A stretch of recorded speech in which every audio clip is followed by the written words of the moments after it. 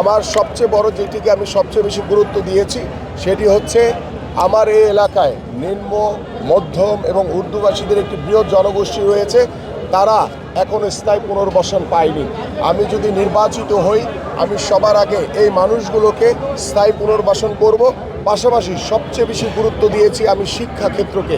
আমার এই এলাকায় অনেক নিম্ন আয়ের মানুষ, মধ্যম এবং যারা উর্দুভাষীদের একটি জনগোষ্ঠী রয়েছে, তারা অর্থের অভাবে এখনও তাদের ঘরে পড়াশোনার আলো, শিক্ষার আলো তাদের ঘরে পৌঁছায়নি। আমি সেই সকল মানুষগুলোকে আমাদের যে জাতীয় পরিকল্পনা রয়েছে সেই পরিকল্পনা মাফিক আমরা প্রত্যেকটি ঘরে ঘরে বিনামূল্যে তাদের শিক্ষা ব্যবস্থা পৌঁছে দিব। এবং আমাদের স্বাস্থ্য ক্ষেত্রে আমাদের অনেক বেশি কিছু করণীয় রয়েছে।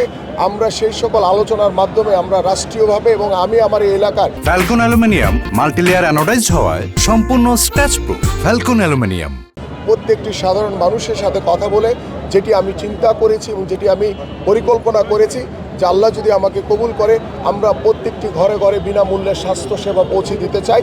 ঠিক এইভাবে আমার এলাকার আরও বেশ কিছু সমস্যা রয়েছে, জলাবদ্ধতা রয়েছে, মাদক, সন্ত্রাস, চাঁদাবাজি থেকে আমরা জিরো টলারেন্স নীতি গ্রহণ করে আমরা আমার এই এলাকাকে চাঁদাবাজ মুক্ত এবং মাদক মুক্ত সমাজ গড়ে তুলব ইনশাআল্লাহ। আমি সবসময় যেটি বলেছি যে সবার আগে আমার বাংলাদেশ, সবার আগে আমার খেলোয়াড়দের নিরাপত্তা, এবং সেই নিরাপত্তা নিশ্চিত না হওয়া পর্যন্ত আমরা কোনো অবস্থাতেই কোনো খেলাতে অংশগ্রহণ করব না।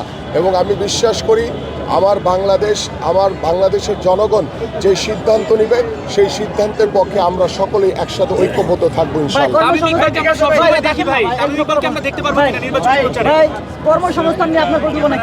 আমরা ইতিমধ্যে আমার লোকাল ইশতেহার এবং আমার এই নির্বাচনী এলাকার প্রত্যেকটি তরুণ যুবক, বেকার যুবক যারা রয়েছে, যারা বেকার যুবতীরা রয়েছে, তাদের জন্য আমরা কারিগরি প্রশিক্ষণ, আমরা ফ্রিল্যান্সিংয়ের মাধ্যমে তারা যাতে আর্থিকভাবে সচ্ছলতা অর্জন করতে পারে এবং আমরা ভোকেশনাল ট্রেনিং করে, এবং আমি ইতিমধ্যে আমার এই এলাকায় বেশ কিছু নির্বাচনের আগেই বেশ কিছু অনলাইনে প্রশিক্ষণের মাধ্যমে তাদের কর্মসংস্থানের সুযোগ তৈরি করার রাস্তা আমি তৈরি করে দিয়েছি।